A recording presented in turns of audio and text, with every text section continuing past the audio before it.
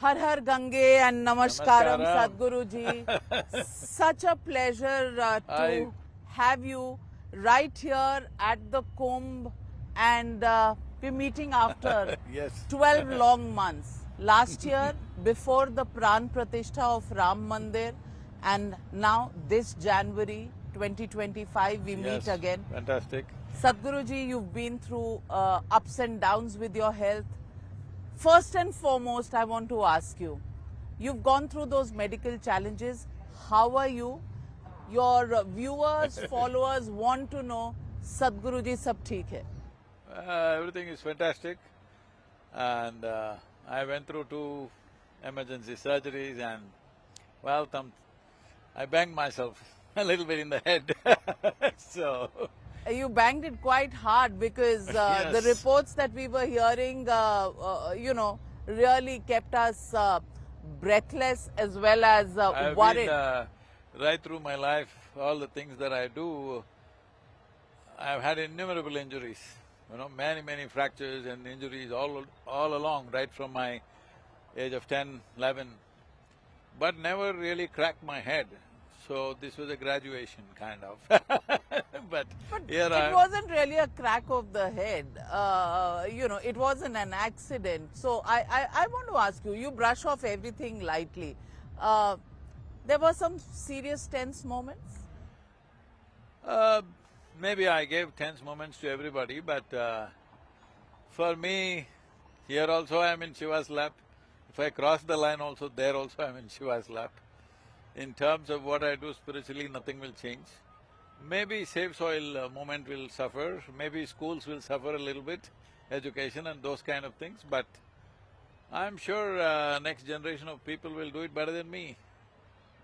So… Your spirit is infectious, Sadhguru ji.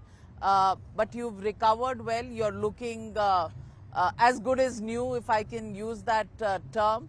And are you completely on the ball now? Completely on the ball, yes, the ball is in my control, so fine, and only for a few hours I lost it, in the sense, a few hours where they thought I may not make it, but the rest of the time I'm okay. I'm not somebody who gets flustered by what happens to my body here and there.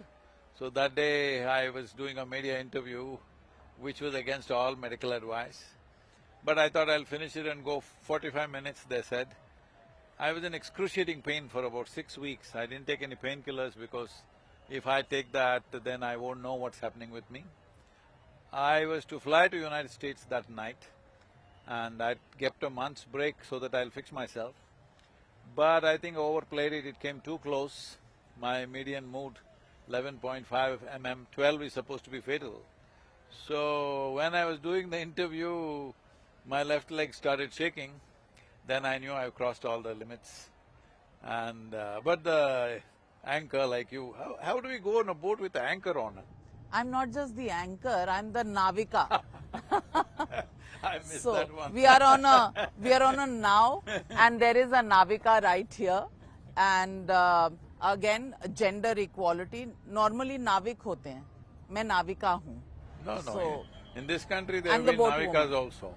Especially in the south, the whole Chola, Rajaraja Cholan, that story is built around women, boat women.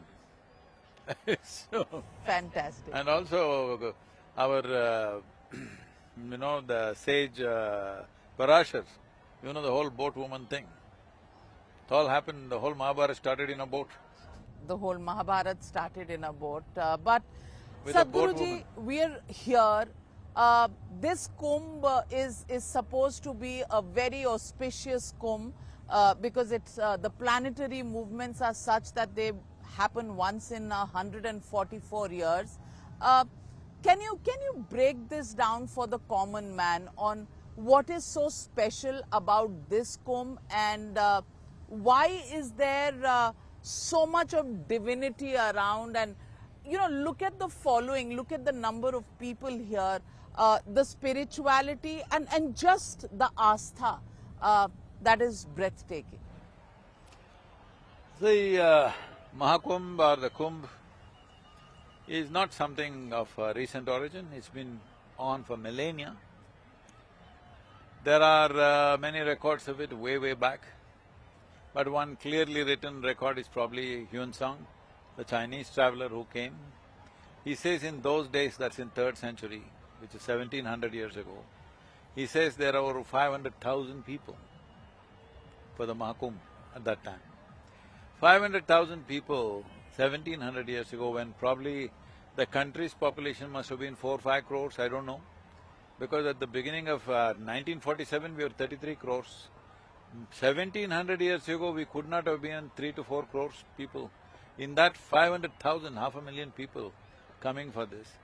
See, now UP government and of course our Yogi ji has given a massive call to people all over the world to come. But for these thousands of years, nobody gave a call. People just saw the calendar and they know this is the time to go. And they converged, spending their last penny. Today, UP's economy has multiplied. In the last 7 years, the per capita income has doubled from 47,000 to 94,000. So today you may see people are coming in better vehicles and stuff. When I came in 2001, I saw many people carrying their old mothers on their back. They've come to the railway station, from there is no transport for them. They're carrying them, old ladies on their back and coming, because the mother has wished she needs to take a dip before she dies or whatever. It's so incredible, and nobody gave a call. For thousands of years it's gone on, because this is the significance of this culture. People are not here to buy a ticket to heaven. They are not looking for the pleasures of the heaven. They are here for mukti, for liberation. There is no civilization on the planet which has looked at life this way. When I say looked at life this way, see, whatever we want in our lives, when you're in school you want one thing, when you go to college you want another thing, like this it goes on. But human intelligence is such, you don't have to go through all those things. Sitting in one place, you can take yourself through all that.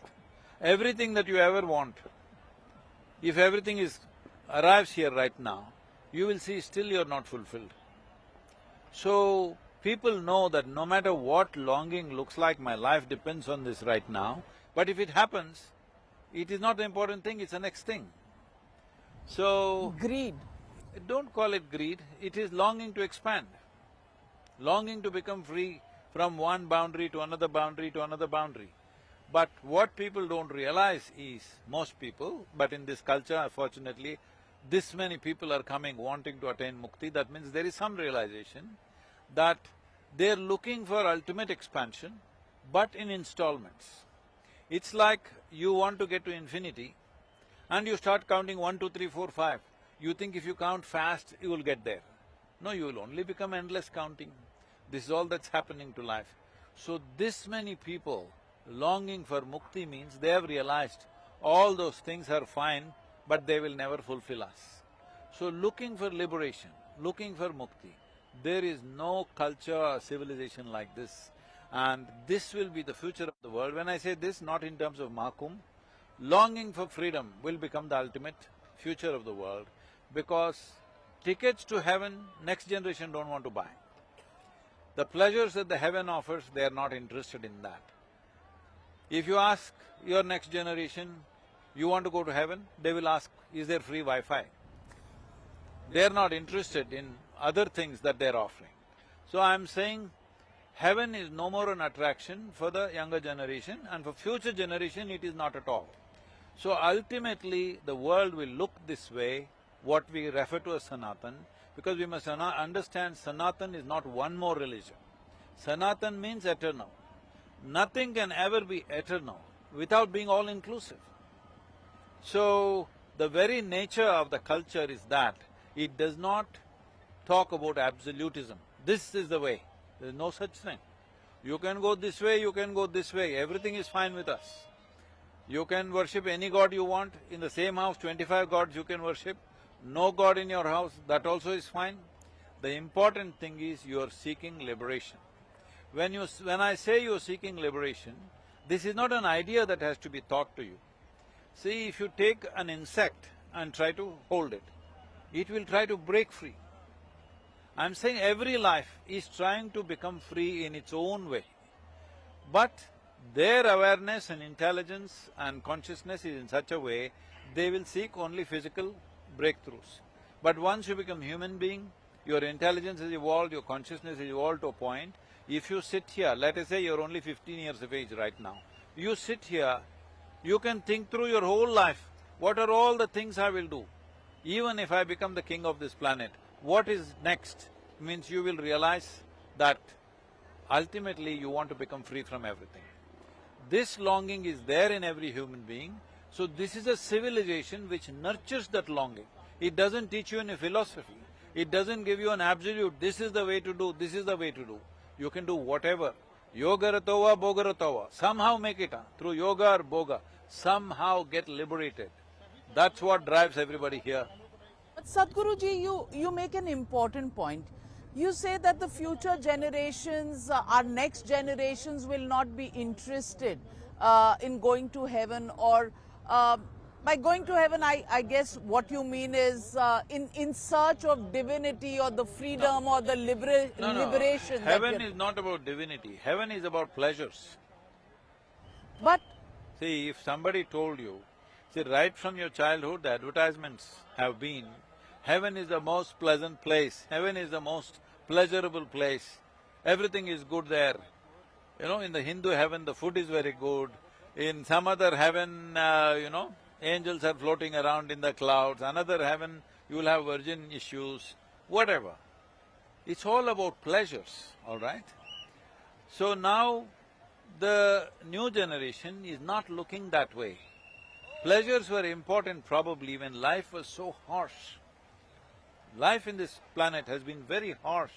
Just to get a bucket of water, you'll have to walk 4 kilometers, pick up buckets of water and come. Now all those things are gone. No promise of another place accommodation better than yours right now, wherever you may be living. So the need to go to a more pleasant place is kind of dwindled. So I've clearly noticed this in early, 1990 when I was in the United States, because I used to see hoardings, all the Christians are going to heaven, do you want to miss it? Something like this. Then I would ask 1,000 people are here, how many of you want to go to heaven? 65–70% would raise their hands. Today you ask the same question, out of 1,000 people, 10–12 people will very, in an embarrassed way, they raise their hands. because the pleasures are all here. Pleasures are here, but the idea of heaven means… See, in my opinion, heaven is the worst crime that we have committed on humanity. If I tell you the life that you live here is not real, the real life is elsewhere, this is the worst thing I can do to you. I'll make sure you miss your life completely. So the idea of heaven is a very cruel crime that we have committed upon humanity, creating a hope of another place which is better than this, rather than make this into a heavenly place for yourself. And do you have any proof that you're not already in heaven and making a mess out of it? Of all the planets in this solar system, if you look at, right now we are under the influence of Jupiter, we'll get to that, which is all burning gases. This planet is heaven. What better place? See, we've messed it up, we've dirtied it, we've done a lot of damage to it, but still it is the most beautiful planet in the celestial system. When this is the case, I'm asking, do you have any proof that you're not already in heaven and making a mess out of it? Nobody has any proof, and nobody has any proof of a better place. And anyway, people are, upar wala business in North India, that is, it's all up there, but we are sitting on a round planet and it's spinning. You definitely don't know which is up, which is down. You're always looking in the wrong direction. So the quest for the upar wala in itself is a fallacious search. Instead of seeking profoundness of experience, we are seeking imaginary worlds. This is the most important thing. In this culture, in this civilization, profoundness of experience. How profound is your experience? How long is your life? Nobody bothered. Why all these sadhu sannyasis like this? Means they are striving to make sure their life becomes very profound. So profound, if you sit here, not doing anything, still it's very significant to be here. I am not significant because of what I am doing in the world. I am significant just because of the way I am. This is what they're all working for. So, there are only two things in your life: profoundness of experience internally, when we act, impactfulness of action. This all there is. What else there is in your life? Well said, Sadhguruji. But once again I come back, why is this particular Mahakumbh so Yes. special and comes once in 144 years? That's 1.5 centuries almost. See, I will make it very simple. When I make something very simple or simplistic, there will be gaps. If you catch the gaps, it's fine. If you don't catch it, I'll go on, okay? If you catch the gaps, I'll fill it. I don't know if my knowledge on It astrology doesn't matter. That's why for most people it doesn't matter. See, in the planetary system, the largest planet is Jupiter, or we call it Brihaspati, supposed to be the repository of knowledge or the source of knowledge. We also have sages named as Brihaspatis. This is the largest planet. Approximately, its diameter is 11 times that of Earth, 11 times wider. And its mass is 2.5 times of all the planets put together. So when it comes to a certain position, with reference to Earth, with reference to Sun, the Sun itself, the Sun's core is drawn towards it because its gravity is so high. So when it moves like this, the dynamics in the whole thing changes. If it so happens that we are also, that means we means I'm talking about planet Earth, we are also in that alignment, then the impact is tremendous. That's where we are right now. So this is called, we just passed a situation called perihelion. This means we are in the closest proximity to Earth. That happened on 3rd to 5th of January. So we were at the closest. That is also the fastest velocity of the Earth at that moment. So we were in that phase, we are just moving out of that. 13th to 15th? No, 3rd to 5th. 3rd to 5th, Yeah. okay. So we just had Makar Sankranti. What this means is, actually it means solstice. But this is the time when the sun of the 12 zodiacs has moved into Makara or Capricorn, as the English term is called. This and December 22nd should be same, but it's moved away because Earth's rotation is such, it's not proper on the axle, it is little wobbly. Tilted. It's little wobbly, not only tilted, it's wobbly like this. If you put a stick on the top, it wouldn't be like this, it will be going like this. So the equinoxes are wobbling like this. Because of that wobble, it's moved away. In 300 CE, Common Era, that was the time when Makar Sankranti was on 22nd of December. Now we've come here where it's 14th. It can go up to 23rd of January, sometime in the future. But once again, in 25,800 years, which is the one full cycle of this, it's called precession, one full cycle of that, it will get back to that place. 25,800 year cycle the planet has. So, that cycle it'll get back. So, this is a rare moment where in the next few days, in the night sky, you can see 6 planets and the moon. So, 7 celestial objects you can see at a time, which doesn't happen every day, it happens only once in 12 years when the Jupiter completes this. Or once in 144 years, all the 7 are there, otherwise some are there. So this is a phenomena which has a serious impact on the planet, particularly at certain latitudes. It is these latitudes we have identified as the places of Kumbh. See, we are calling this the elixir of life. All this has been distorted because certain external influences have happened to us where they have told us everything happens from one man up there, whoever that is. Not a woman, you must know this. But the Indian… It's not me saying that, okay? Yeah, the Indian system has Devis. No, don't go there, I will come to that. So, Indian system has no God. We have divine entities. We have entities which have inspired life to higher performance. And all the gods that you worship, at some point, walk this geography. Whether it's Shiva, Rama, Krishna, they all walked this geography, they went through the drama of life, more drama than you and me, all right? We worship them because no matter what kind of drama, they didn't get cowed down by the drama. They remain free from… they did their best. They are not uninvolved, they are very involved, but not entangled. And that's the only thing we value, because that's mukti. No matter how involved you are, you're not entangled. This is the thing we worship. We don't worship somebody because he came from heaven, we don't care where he came from. Our thing is, he never gets entangled, but he's involved. This is the highest value for us because this is mukti for us. That's what this whole striving is about.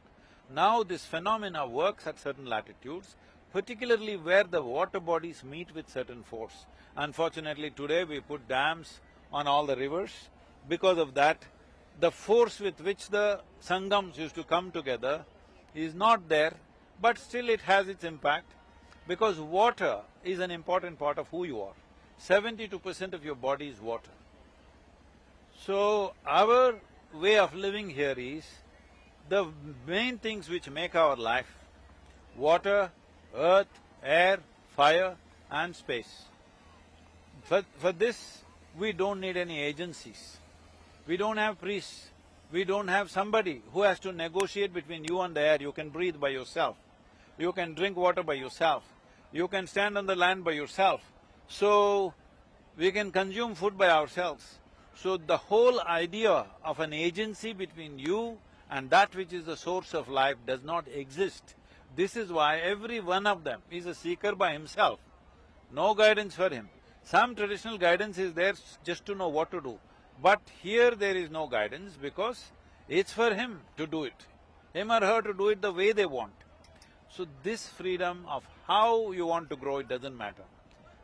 Just make it somehow. But Sadhguruji, I want to ask you, you said an important point that people are here and they worship all our divine gods and goddesses because they were involved but not entangled. That's mukti. So यहाँ कौन, who has got mukti? How do normal people involved in the routine of life get their mukti? We are involved in our work, we are involved and entangled, we are involved in our families, involved and deeply entangled, we are involved and entangled. I mean, how do you do involvement without entanglement? Please explain. I mean, of course, I'm not asking you to give me the mantra of divinity, but how does that mukti actually come about to normal human beings? You consider all these people come from rural areas of India normal? Normal, more normal than you and me. Aam Aadmis. Yes, oh, don't say that, that's a party. Yeah. Aam Aadmi party, I said Aam Aadmi. Nowadays, words of the language have got appropriated. India has got appropriated, Aam Aadmi has got appropriated. Then very shortly we'll won't have… Bharatiya Janata also appropriated. Well, now that you say that. Everything, it's okay. I'm not saying it's wrong, it's just the way people work and it's fine. So how to be involved and not entangled? Well, you were asking me about my surgeries. I don't think I was not well, I was well. I was just little knocked out but still very well. People around me know I was very well. And they took me into an emergency surgery. And all these girls who are all nurses in the hospital, in the early 20s, those kind of nurses, they all been following me. They've been wanting to meet but they never got around to see me. And here they got me on the table. So all… And you had to listen to them. No, I'll tell you, only 2 nurses may be needed or maybe 3. About 8 of them are looking down at me and smiling like this. I thought, okay, they got me pinned down and just now they're giving me anesthesia. They were all smiling at me. I said, see, when I come out of anesthesia, don't smile like this. I will think I'm on the other side. Don't do this. So why I'm saying this is, see how you hold your life is freedom or entanglement. It's not about what you do, you can do whatever. How you do it So essentially, it is not in the content of your life, it's in the context of your life, how you hold it. How important are you? Other people think you're important, good for them.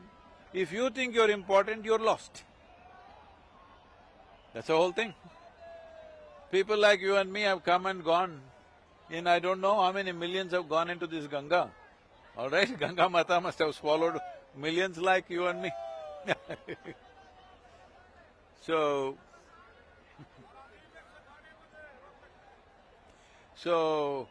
freedom is not in what we do, because it's a Western idea. I want to be free means, thank God it's Friday, you know that.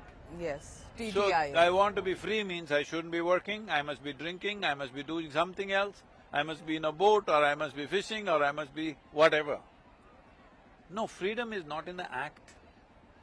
This happened to me because right from the age of 8, I desperately wanted to fly. So I flew kites to start with, then tried to build, a hang glider. It took me almost 8 years to get one to that shape. And then I flew for about 22 seconds and crashed and broke both my ankles. And then it took another 5-6 years for me to get a better one and actually fly. Why I'm saying this is, my idea of freedom was to fly. I completed my flight training for a rotary wing. At the age of 52, I got my license. It took that long because I was busy with something else. But what I realized was, I went on lying down and looking at the eagles flying in the sky, kites and eagles, always looking at them and thinking, how are they managing it, what can I do about this? Icarus was my dream. Then I saw all these guys who were flying, they're only looking down. They're not enjoying their flight, they're looking down for a rat or a snake or a fish or something. They're not looking at grand flight. We are thinking they are having a grand flight. They are looking down. If they get enough food, they will sit, they won't fly. So, when I just observed this thing, it is not in the act, it is in the context of how you hold your life. Then once I started becoming meditative, well, flight became irrelevant to me. That's why it took… only after 52 I got my license. You can meditate and be free. Yes, and fly. Beautifully put, Sadhguruji. Let me also ask you, the Kumbh Mela in itself, we live in the context, as you say, the Kumbh Mela has had its own share of controversies. Some people are saying, aap nadi ke rukh mod rahe hain, dredging was being done, there was objection coming in from that.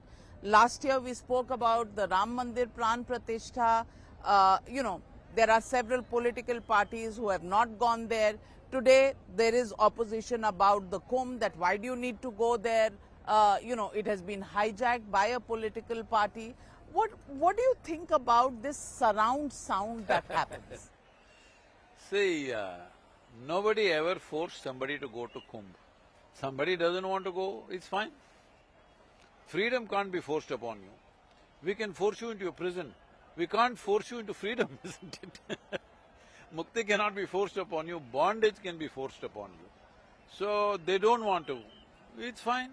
Or maybe they're fine without Kumbh, that is also fine with me. I'm fine even without the Kumbh, because for me, see, you must look at it this way. When we say Amrit, it's Amrutam. Anyway, you Hindi people chopped off the last part.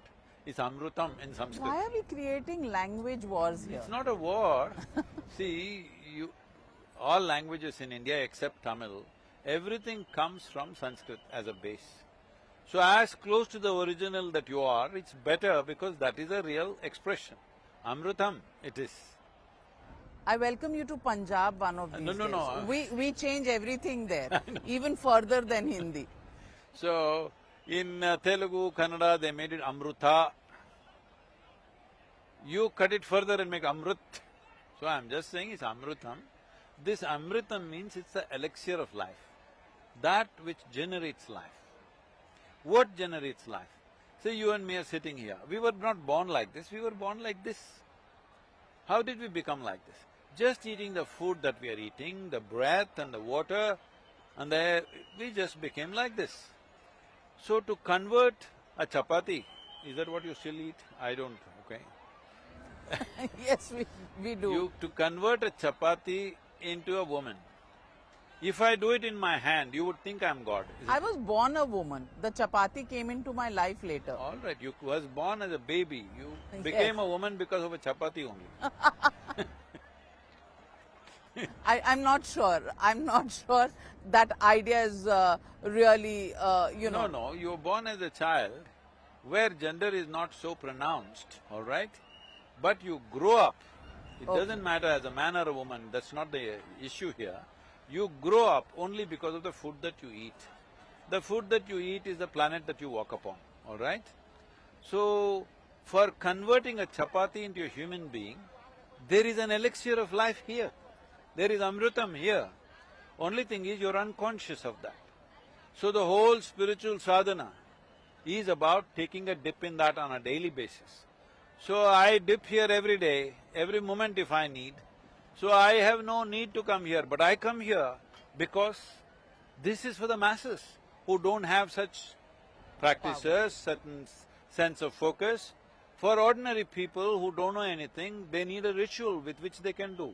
We must understand this. All these akaras, these sadhus, sannyasis come here not for their own dip. Of course, they don't want to miss the chance, they will do it. But in the past, they came here because this is where they all assembled once in 12 years and they looked at what's happening in the society. It is the sadhus and sannyasis who gave mores and codes and laws for the country. Kings only enforced it. Or in today's language, if we have to talk, they spoke the constitution. Enforcement was done by the kings, the Kshatriyas did the enforcement. But it is these people who observed life for 12 years and said, this is what is wrong with your society, this is what should be done. They all assembled here, everybody came for their blessing and they advised. Because there was no written constitution, they gave verbal constitution, this is what you must do in your kingdom. And it was enforced by the kings.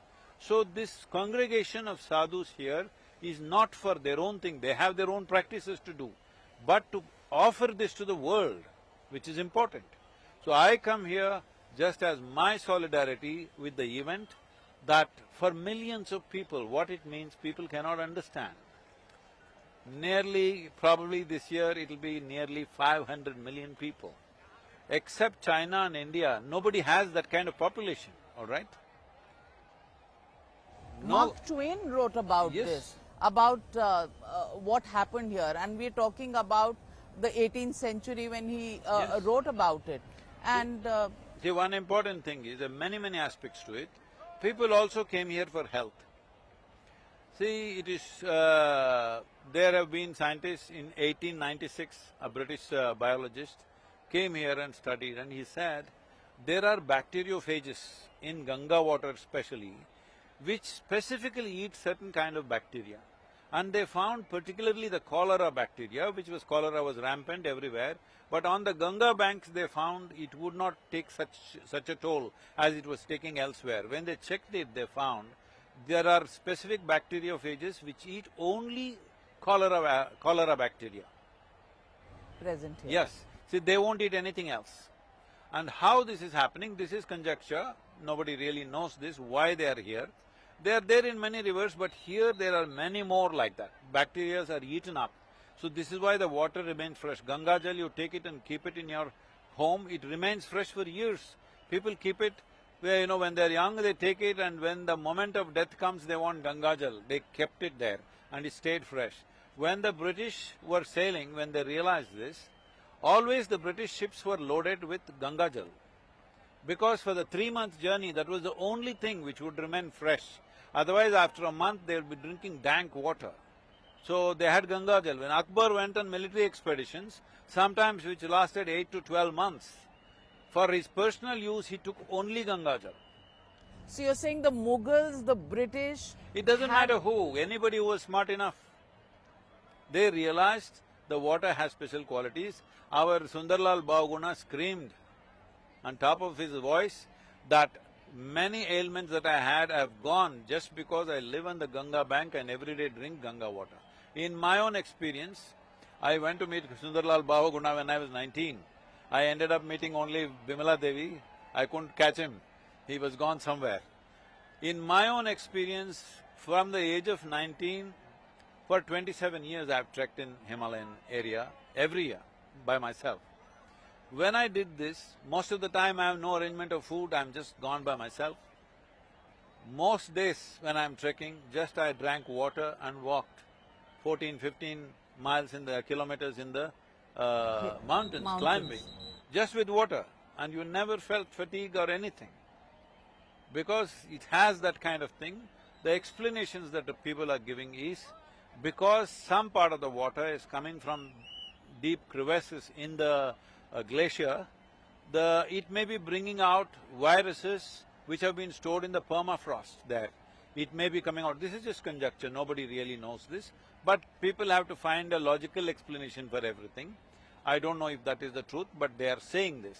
But the important thing is nobody can deny that this water has some special quality and it has nurtured life forever.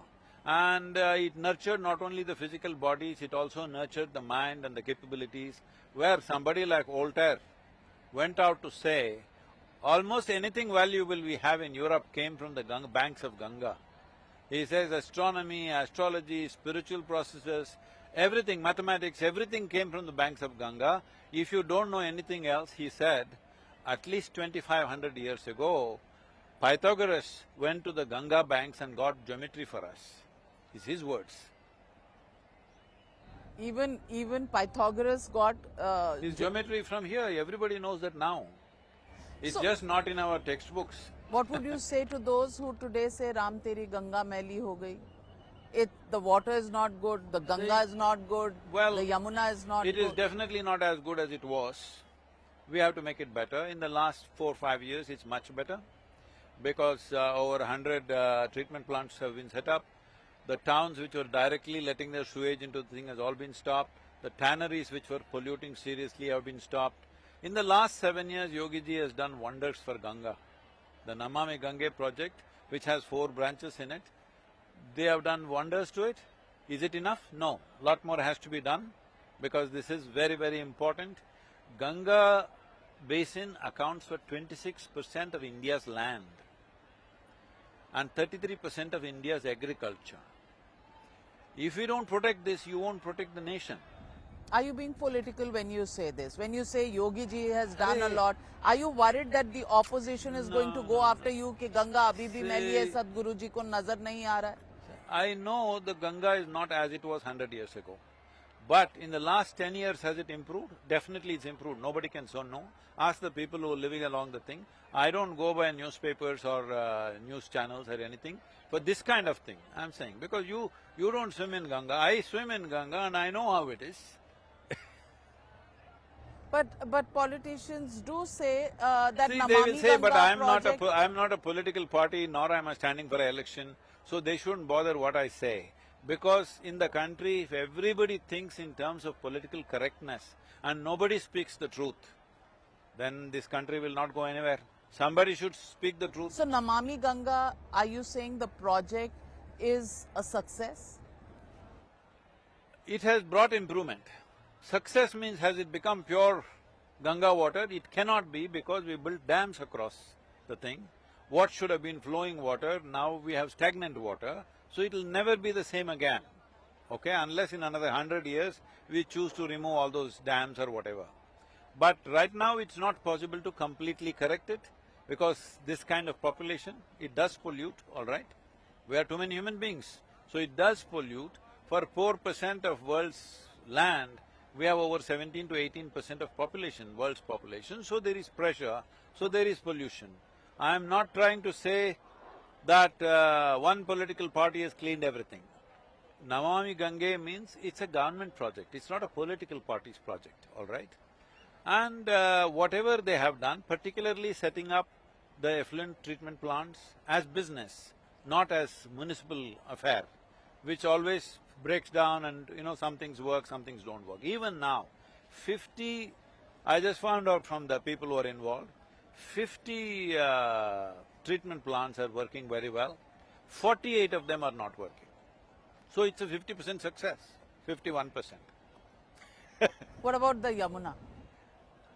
Yamuna is in a much worse condition because the big cities are letting everything into it without any kind of thing.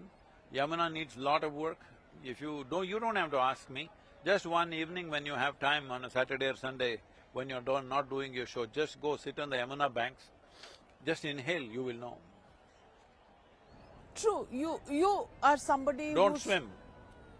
No, Don't be I won't. inspired by Krishna that he played in Yamuna, don't try to do that. No, it's not possible to swim in the Yamuna, the foamy waters. Chhat Puja itself is difficult to do there. But Sadhguruji, let me pick up from where you left off. You said the constitution was made when all the sadhus came in the olden days, the kings implemented it. Let's cut to the real world today. There is such a fight about the constitution itself. There is one side in our country that is talking about saving the constitution is in danger.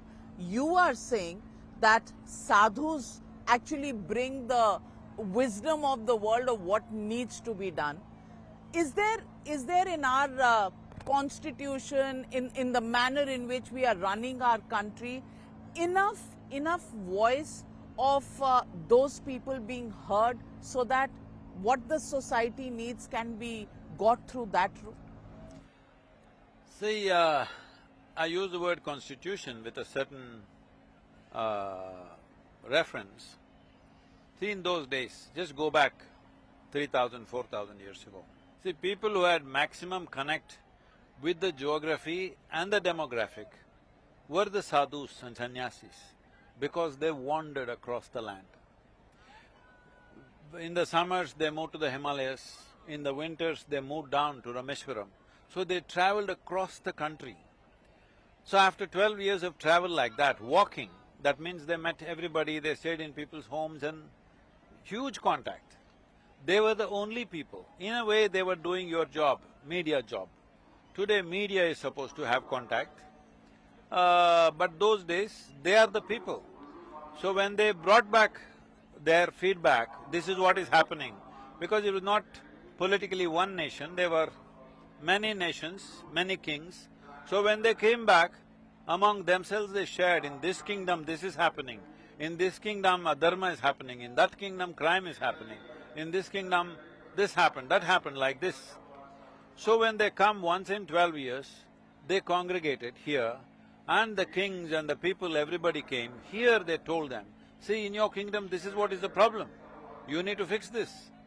They did not see constitution as a concrete block.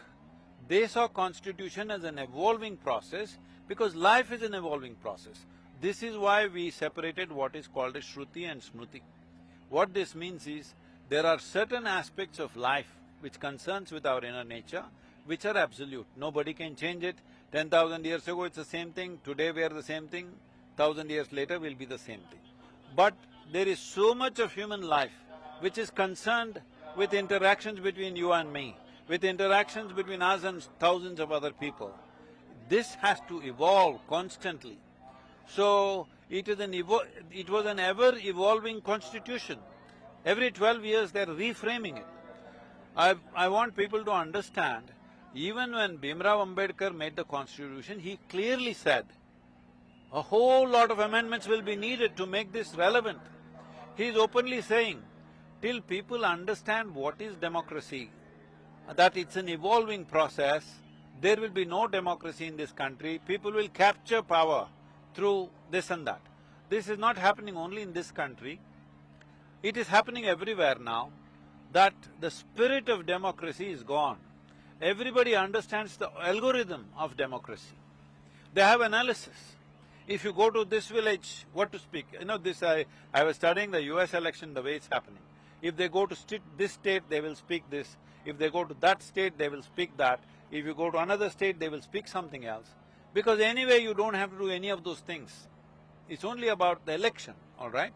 So there are analysts who are giving you algorithm that this is the thing, in this place, this is what you say. In this town hall, you say this, in that town hall, you say that. So when this is happening, once in 12 years if we sit down and see what's wrong with our democracy, what should we do? What amendment should we do to fix democracy in its spirit, not in its arithmetic? Right now the concentration is on arithmetic. It's very interesting that you say that, because the recent Lok Sabha elections, the whole narrative was about A, constitution is in danger, B, there should be a caste census. A caste census, do you think, is going to be advantageous to India? See, right now, the only reason caste census was relevant was because there are reservations. Reservations are needed in this country for now because of thousands of years of injustice we have done to certain segment of population. Even today, that injustice has significantly come down but not gone. Still in the rural India, it is still rampant. But is it better than what it was 50 years ago? 100%, way better. But is it still bad? Yes, it is bad, just like Ganga. Is it better than 10 years ago? Definitely better. But it is bad? Yes, it is bad. Same goes for our reservation policy, our discriminations and everything. The legal part of equality in the country, we have solved it. That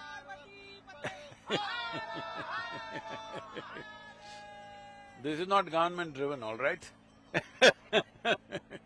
So the legal part, the constitutional part of equality we've achieved. No human being is more or less, except a few laws are there, we must level that. But mostly it is leveled. But the social equality has not happened. This is transformation in individual human beings. If you discriminate against me, which law can stop you? It cannot stop you, I'm saying, it's just that you have to evolve, people have to evolve. That, I think, will only happen with education and economic development. When economically people are equally capable, then things will level out. So right now you will see people who are heavily discriminated in the village, they move to the city, nobody knows what their caste is, nobody cares. There's no caste census in your apartment building, all right? Only if they do something which is in some way offensive to everybody around, then the question comes up, unfortunately. But that also should become an individual behavior, not a caste-related behavior. So caste is something that happened in the past, we must understand why it came. This was division of labor. See, I don't know how people understand here. If you come to the south, there are chettis, different trades. There is a goldsmith chetti, there is a blacksmith chetti, there's a carpentry chetti, like this. There are numbers, you know, 18 chetti, 18 chettiyar, that means 18 number, 24 number, like this. Because they can't give names, they gave numbers. Different types of trades and craft, they fixed this. Why this was done is, there were no universities and institutes of technology to transmit knowledge. The only way it could happen is from father to son, from within the family. So if I know blacksmithery, I want all my relatives to get the skills from an early age. 8-year-old boy will start doing little help and they pick it up. And you marry only a blacksmith's daughter because she knows what kind of food to cook, she knows all this. So what was the difference? Slowly we made it into a discriminatory process. Now suddenly a goldsmith thinks he's superior to a blacksmith. This is human folly. So what was a system which was created for transmission of knowledge, unfortunately fell into a very ugly discriminatory process, which still continues in the rural India, which must go.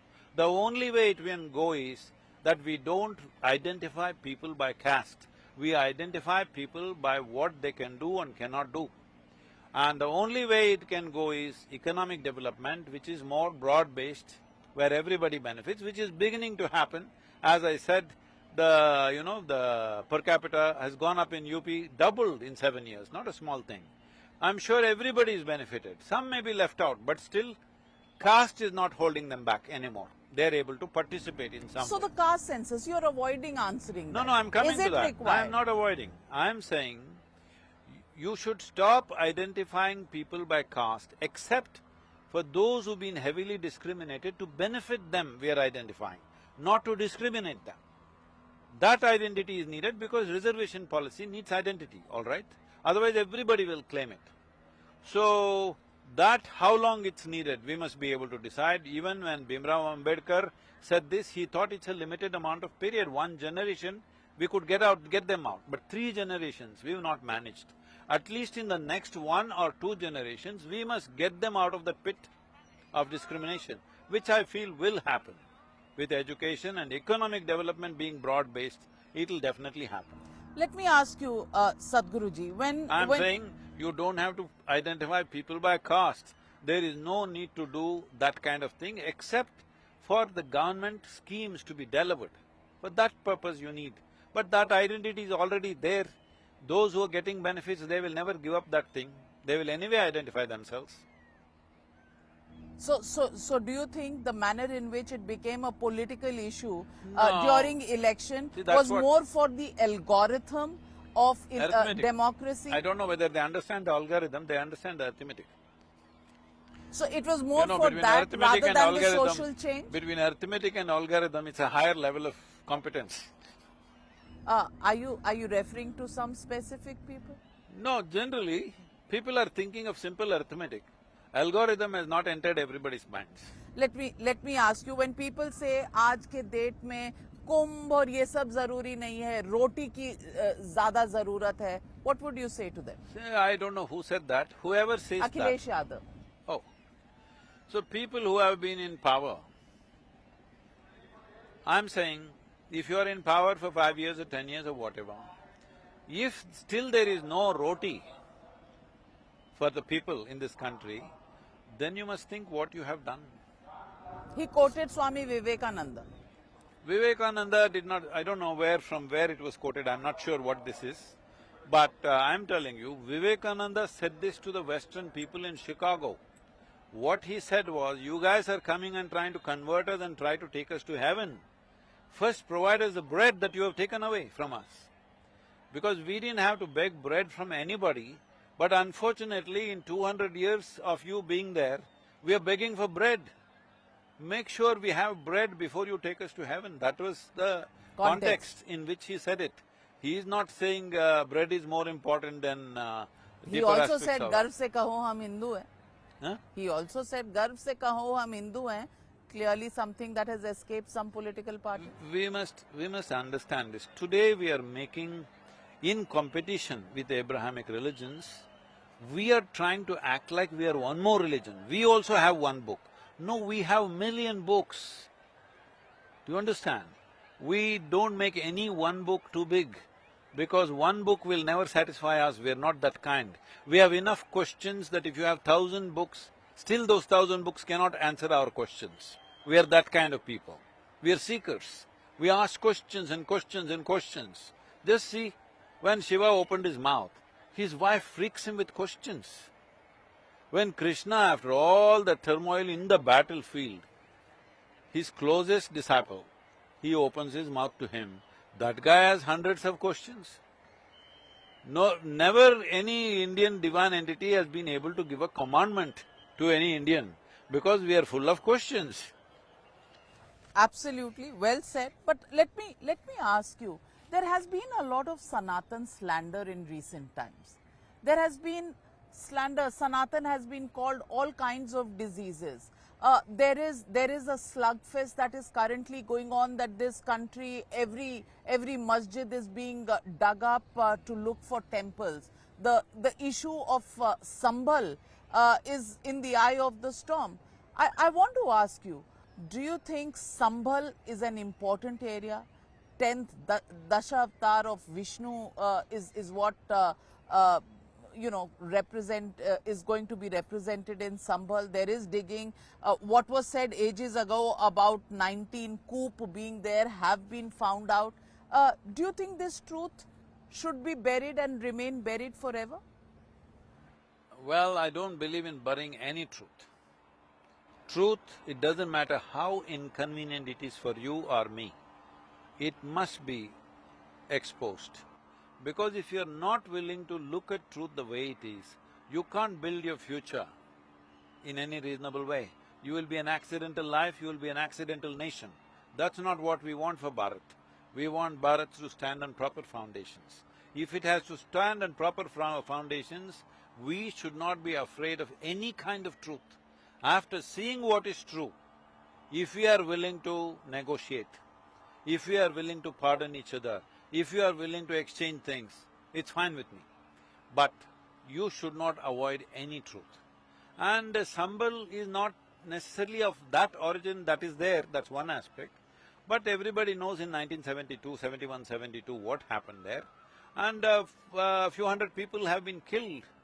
And it is well recorded in the political history, in the media, it is well recorded. We want to just bury that and say it didn't happen, this is not good. See, this is very important. It's like this, something happens, it doesn't… don't think in terms of just Hindu, Muslim, whatever. Let's say this group and this group fights, two people die here, or their mother dies, their wife dies, their children die, something happened. Now, once it's out of the news cycle, you reported, you interviewed me, I also said something, it's over. For us, we have moved on to something else.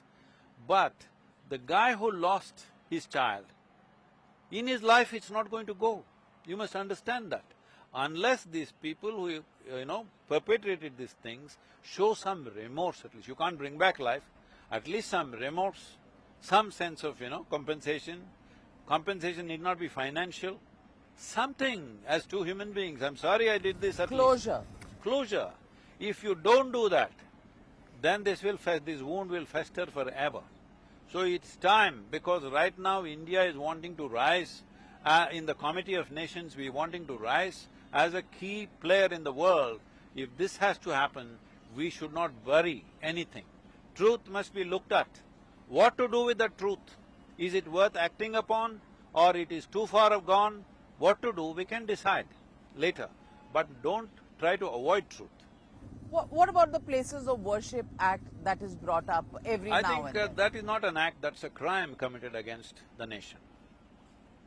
You believe it's a crime? It is a crime, not that I believe it's a crime. When you tell me that I cannot go and find legal recourse for some problem that I have, then where is my democracy? Where is my rights as a citizen? When you say I can't have legal recourse, I may fail in the court, that's a different matter. But I can't go to the court. This is not a law, this is not an act, this is a crime against Indian democracy. And those who talk about the constitution as the guiding principle and are the See, saviors… every day what's happening in the local politics, I don't want to comment about all that. They just want to win elections, so they're doing whatever they can, all right? So I don't want to comment about it, they have every right to do whatever they want, say whatever they want. It's for the people to be judicious and decide who will do better for the country. So when I ask you about the Places of Worship Act, do you think it's an act that should be actually completely removed rather than being amended? See, you make a law which is against the fundamental rights of the citizens of this nation, and then you want to redecorate it? No, it must go. Lock, stock and barrel. Yes, not lock, stock and barrel, just the whole damn thing, there's no lock or stock in it. There's no stock in it. How can you say that I cannot have legal recourse? You can say you can't start war on the street, I'll agree with you. You can say you can't forcibly go and take it, I will agree with you. Even though I know underneath there is a foundation of a temple, I can't go and take it, I understand. But I can't have legal recourse. What kind of law is that? Well, what would you say to the statements that come up that the Kumbh Mela is being held at a land owned by the WAKF? That, the parliament is built on the land owned by the WAKF. Every other day, in your own state of Tamil Nadu, there are 1500-year-old temples and villages that have been taken over because they are built on the WAKF. How do you respond to this? See, as I said, we are world's 17.6% population and we have world's 4% land. So there is competition for land, all right? This competition, we must… between you and me, you want that real estate, I also want that real estate, we must fight it out commercially or legally. You can't make acts in the parliament in my favor or your favor and I can take your land and you can take my land, then what is left? Only thing that left is a fight. Don't do that. So what do you think about the workflow? So one must understand, Kumbh Mela has been on for many millennia. Nobody knows how long. It could be 8,000–10,000 years. I'm saying well before you imagined Islam, it was here. So definitely it can't be WAKF. And whatever these laws are, see, once you make discriminatory laws, you will set up a stage for civil war kind of situation. I'm saying a very strong word. Initially it'll be riots, protests, violence. Ultimately it's civil war, isn't it? Don't take the nation there. We have seen enough violence. In the last 1,000 years, how many massacres, how many wars, how many millions of rapes, organized rapes, all right? It's not just one man doing something, not a crime, organized stuff. Don't again go there.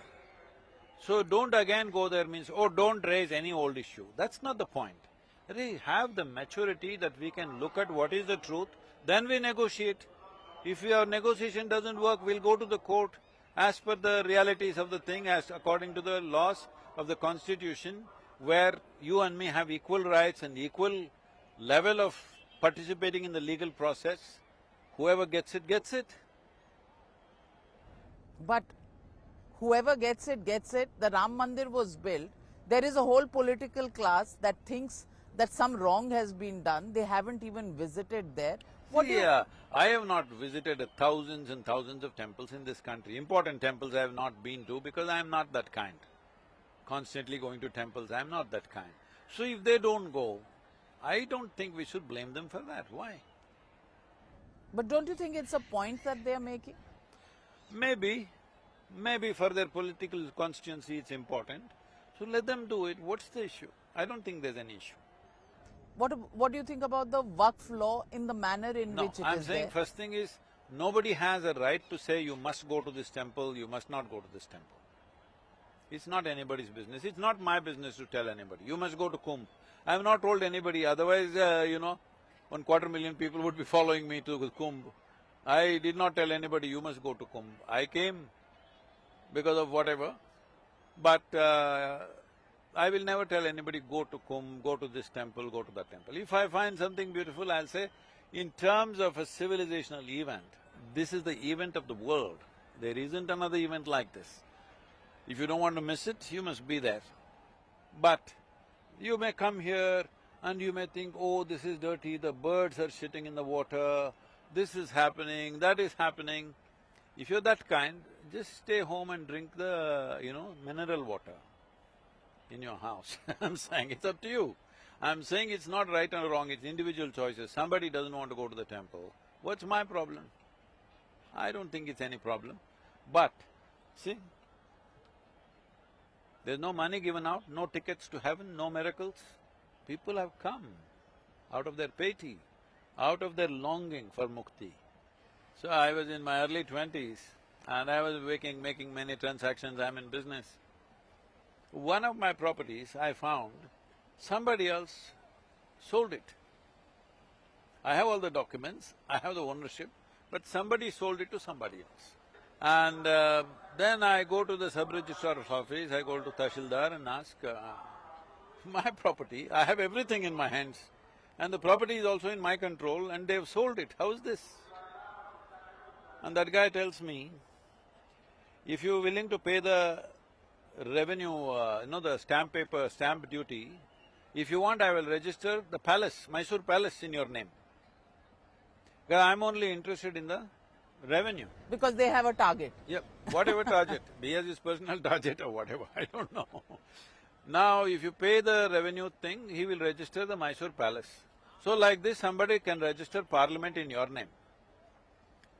Whether you can take possession of it or not is another thing, but you can wait for 100 years and your grandchildren who are coming, they can dispute it after 100 years, say the parliament belongs to me. This is a very dangerous process. Are you saying WAKF is a bill that allows that? Yes, isn't it?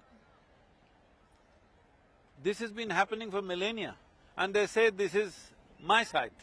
Temples which were constructed 1500 years ago when there was no idea of Islam, they say that belongs to them. How? So I can just claim and I have some paper done and you can't go to the court again. You can only go to them.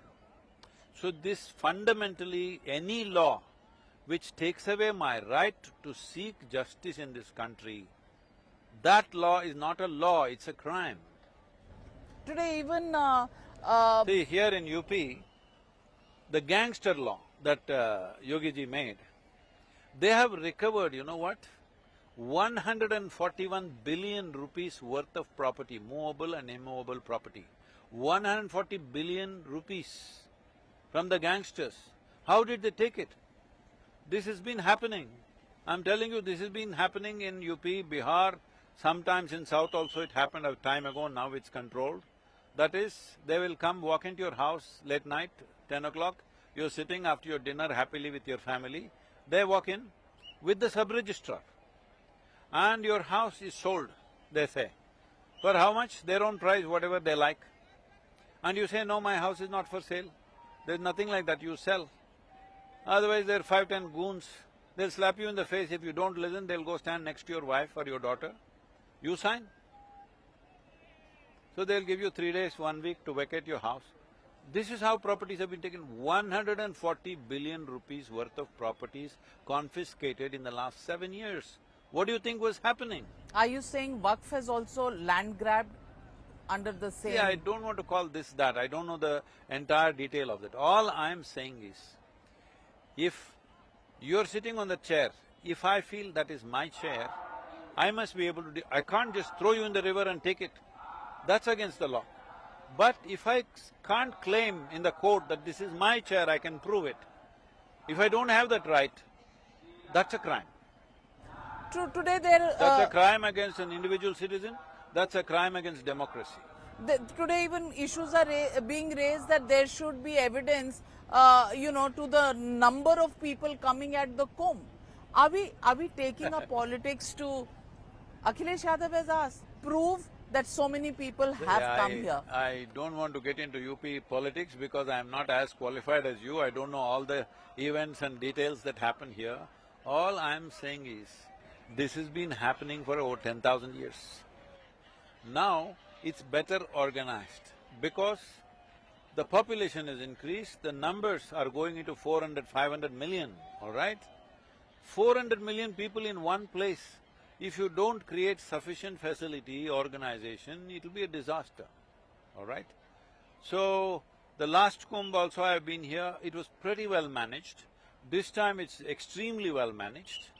And I've been talking to the police officer who's in charge of this, he says some 1.5 crore people, which is 15 million people, took a dip in one day in one spot without a single incident. So many women, children, not a single incident of any kind of abuse, push, pull, nothing. This is what piety can do, devotion can do to a human being. The same guy, if you meet him somewhere in the cinema theatre, he will behave differently. Here he is like this. It's very important. To transform humanity, it's very important. There are events which inspire all sorts of people to do the right things. True, that's true. But let me also ask you, Sadhguru ji, about the geopolitical situation. We are seeing wars between Ukraine, Russia. One stopped yesterday. There's a ceasefire between Israel and Gaza. Israel and Gaza. But Ukraine and Russia still going on. We're seeing the situation in Bangladesh. Bangladesh is not war, that's a different situation. It's a coup, but look at how Hindus have been at the receiving end in Bangladesh. We're seeing even the entire narrative, the discourse getting coarser and coarser. How do you see this going forward? Discourse getting coarser, definitely happening. Coarseness has become the in thing. Refinement is out, coarseness is in. So it becomes a much more responsibility for all the sensible people in a country or in the world to refine the discourse as much as possible. As much as possible, because there are events which can't be refined. Refinement does not mean hiding behind something. Refinement means I say it in your face, but I say it without abusing you, without being violent with you. I still say what I want to say. So for everything somebody says, we'll burn the country. What is that? Well, Rahul Gandhi has said that the BJP is putting kerosene all over the country. Even if there is kerosene, you shouldn't light a match if there is kerosene. So I don't want to get into the political discourse, but I am saying, right now you mentioned Bangladesh. See, Bangladesh is not today's problem. Even before independence, in 1946, what happened there was super terrible, all right? Documented, in those days documentation was not good, documented over 20,000 rapes, abducted, raped and converted, 20,000. Over 60,000 escaped across to Assam, Bengal and other things. Then came 72. From 47 to 72, terrible things have happened on a daily basis. They imposed tax for not being Muslim, but they were a democracy, supposed to be at least. And we did nothing about it. We thought it's not our business, anyway it's their business. But then their business didn't work, it cracked up. That 71, 72, documented rapes are 1,20,000. 200,000, that is 2 lakh people massacred, killed. And 6 million people crossed over to India. So this is how 22% became 8% today. And continuously some of the university professors' studies are showing that daily 630 Hindus cross over. This means in a year about nearly 250,000 people cross over, every year. So this has been happening. Before 47, what happened? Not in your control. Whatever happened, happened. We can't fix all that. Even between 47 and 72, let's say, it was not in our control, but it was actually. In 72, total breakdown happened, we interfered, we got this thing going. But we always kind of end up delivering half babies. The fact of the matter was, historically when you look at it, let's say 100 years later, if you look at what happened, India was partitioned into 3 pieces, not 2, 3. Among these 3 pieces, the partition didn't work, it collapsed. When it collapsed, we should have gone back to the way we were. They want autonomy, they want this, that, something we should have worked out. But instead of that, we liberated and left that country as if everything is going to be okay. And we thought our great Mujibur Rahman will always be worshipped like we worship our father of the nation. But that's not the truth. What happened? He was assassinated and his daughter would have been lynched if she was just few minutes late. Yes? She just escaped. Otherwise she would be lynched publicly. If just 20 minutes late if she was, it would have been over. Yes. So we must understand, and I would also say from 72 to 24, media also has done a tremendous disservice to us because they never brought… See, right now all this is happening in Bangladesh. I was… through this period I was in United States. Not a word in any of the Western media, not a word. You understand? The only person who spoke was the president-elect now. Otherwise, not a word in any of the main news channels, this is happening in Bangladesh. Similarly, between 72 and 24, what happened continuously, our media also did not report. Only now when it goes to extreme and there's a change of governance, then we're reporting. Otherwise, I'm saying, even I'm ignorant what all happened. Now I'm looking back and seeing all this happened in our own time and there is nothing. They've lived in terror for the last 70 years. The Hindus in Bangladesh have lived in terror. Western Pakistan has been better than what happened in Bangladesh for the last 70 years. So we just allow these things to happen and we think things will fix themselves. The things don't fix themselves. You learn to live with the problem, that's all.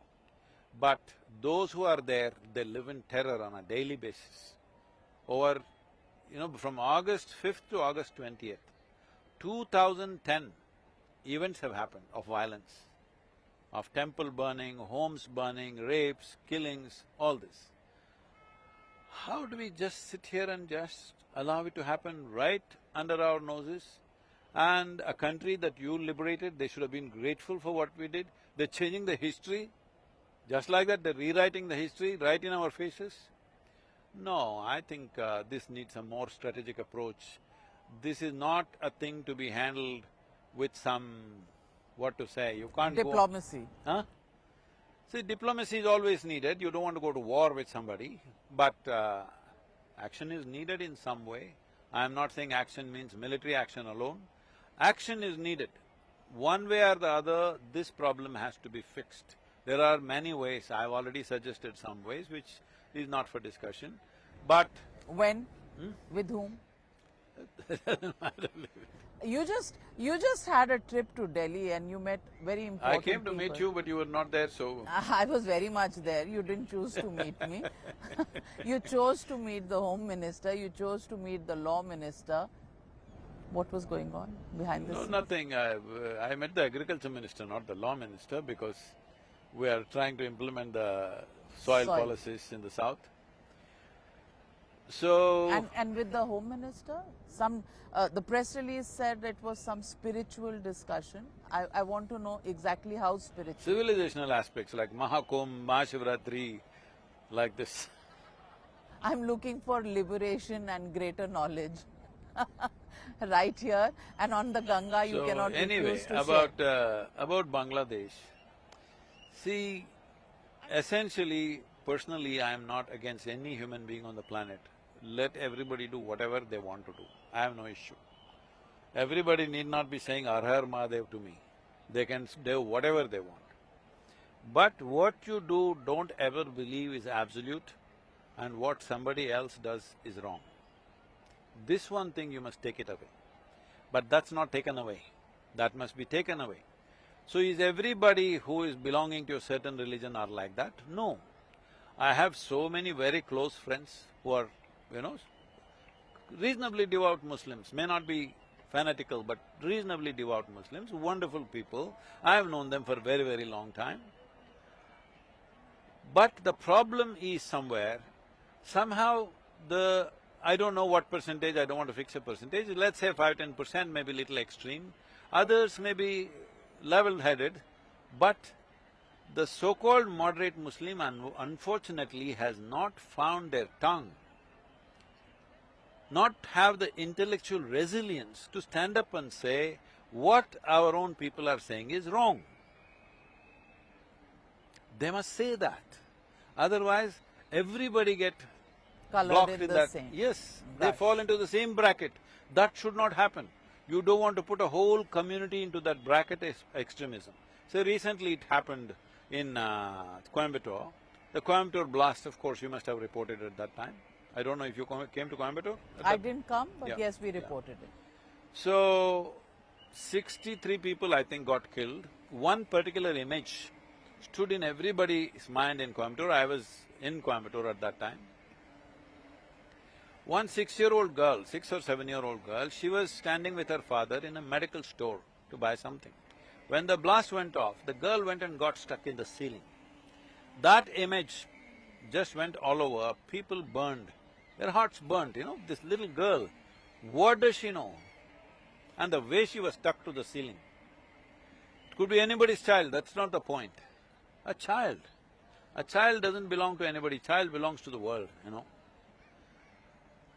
But now, that guy who is not just accused, who's convicted, all political parties eager to pardon him and release him because he's unwell. Then somehow, without public attention, they get a bail for him and he's been outside and he died outside.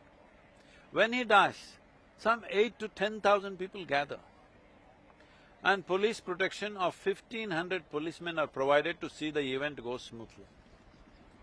I don't get that for my Mahashivratri. I have not caused any violence anywhere.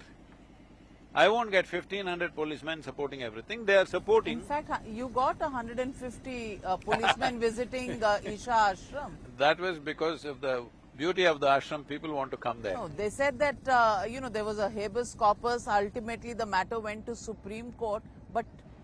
No, leave that. I'm saying over 8,000 people gather. Now what happens in people's minds? This man who killed 63 people, without bothering who is a man, woman, child, see, killing random people. Somebody went and killed their enemy.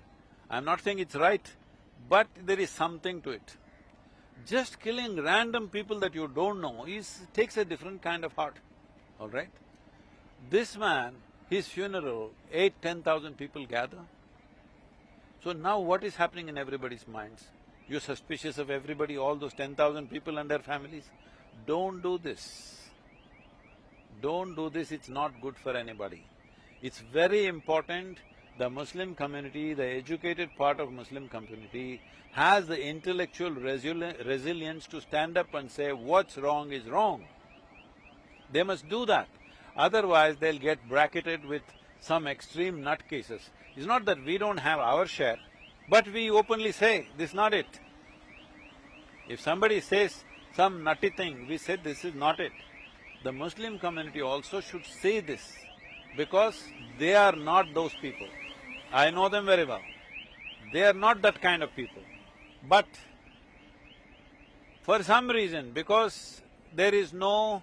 probably in the community there is no culture of questioning what's in a scripture. We question everything in our scriptures. Even if Krishna comes down here, we will ask him questions only, because this is the culture of this place. That culture is not there, maybe because of that I'm just thinking, conjecture, that people don't ask questions, they just keep quiet. That's wrong. In a democracy, you must ask Tomorrow questions. they will say you are interfering in Islam, you are interpreting I'm not it interfering, wrong. all I'm saying is, if you want to integrate as a nation, and right now there's a massive possibility for the nation to rise and change the lives of nearly 600–700 million people. See, no nation, nowhere else has such a large humanity moved from one level of living to another in one generation. Right now we are sitting on that possibility.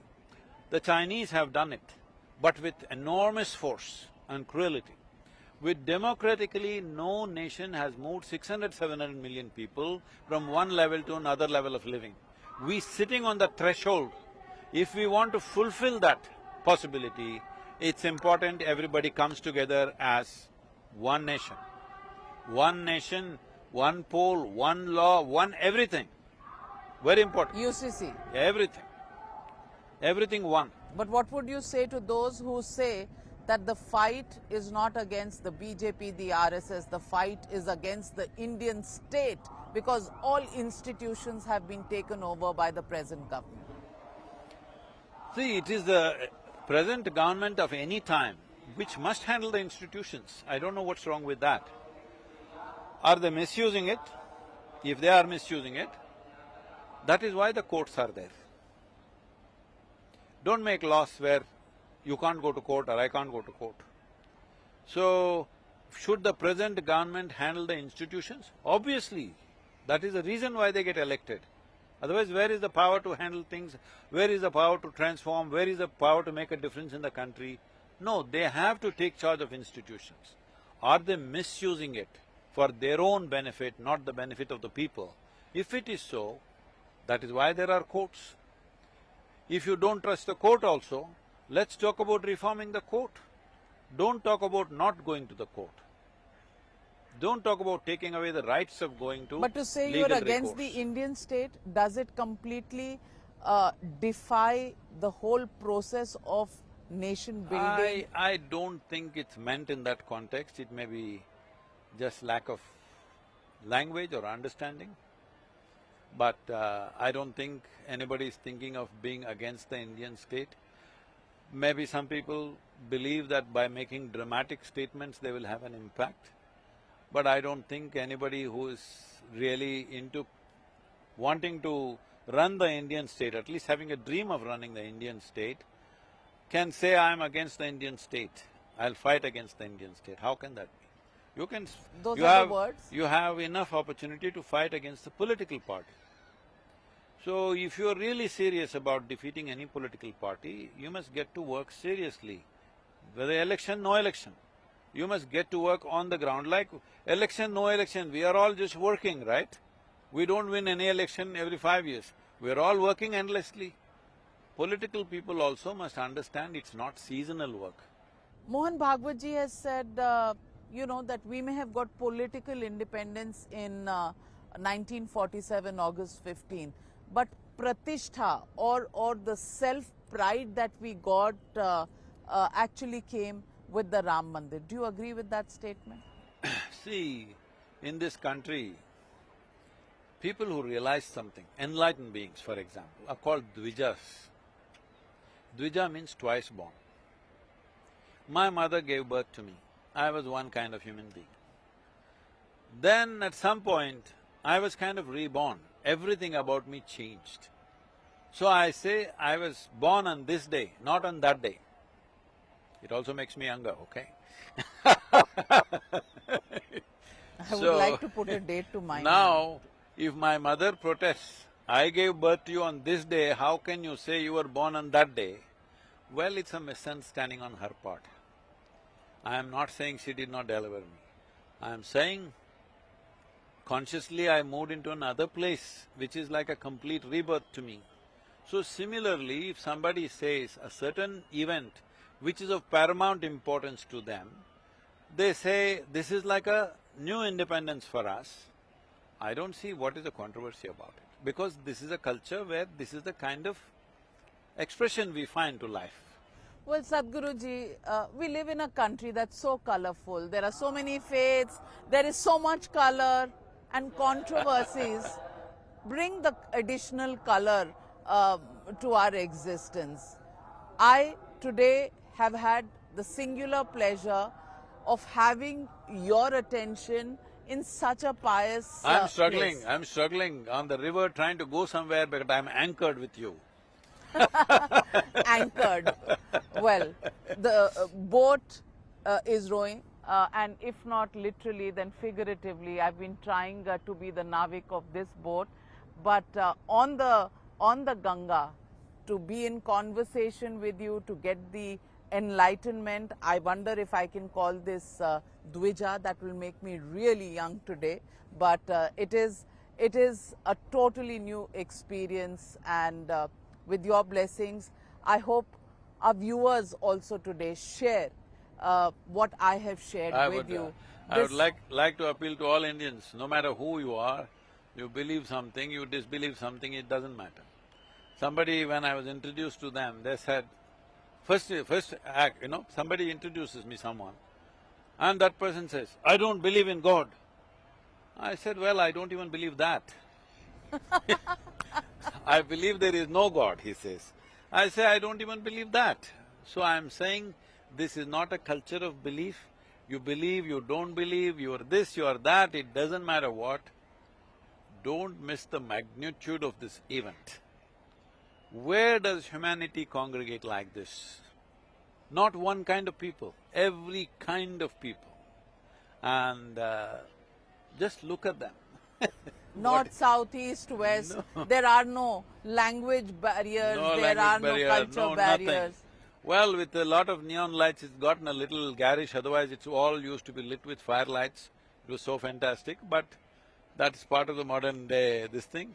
But I would tell everybody who lives in India or outside the India, those of you young people who are worried about coming here and polluting the river, let me tell you this, come here and see, everything is kept so clean, absolutely well organized. Not only that, for your information, all studies show that any organic material that you throw in Ganga water decomposes and becomes a part of it 15 to 20 times faster than any other water.